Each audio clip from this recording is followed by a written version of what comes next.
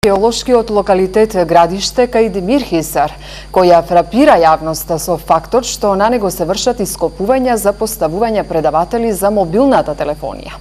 Неофицијално дозволата издадена од општината Демир Хисар, барем вака тврди градежната фирма што го изведува ископот, која за повеќе информации не упати во Министерството за култура. Општинарите во Демир Хисар и денеска во молк.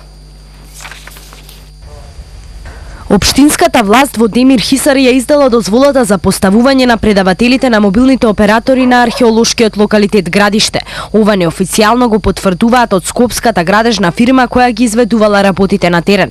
Градоначалникот на Демир Хисар денеска беше недостапен за комуникација со медиумите, да одговори зошто за неколку стотици евра кирија дозволил Македонија да изгуби непроценливо вреден археолошки локалитет.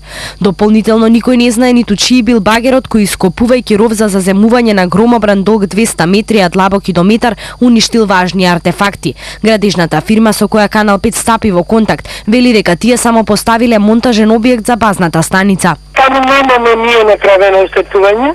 Објектот на што е изграден е површински и монтажен. Значи воопшто нема ништо ископано од наша страна. А кој копал повеќе, јас не знам. Не беше ваш багерот кој што го копал ровот? Ние не сме пратиле багер на фирмата, нашиот објект е монтажен.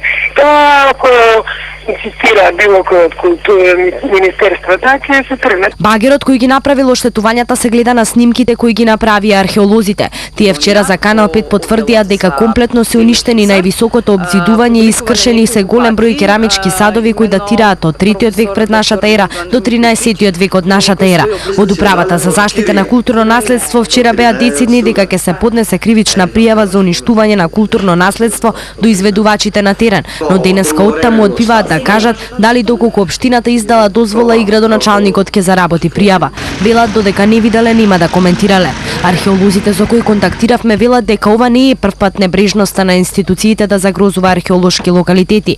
При поставувањето на цевководот за Злетовица инвеститорот оштети неколку локалитети, а да не реагираа медиумите постоеше голема шанса да се уништат уште 33 археолошки локалитети во должина од 57 километри, колку што изнесуваше цевководот.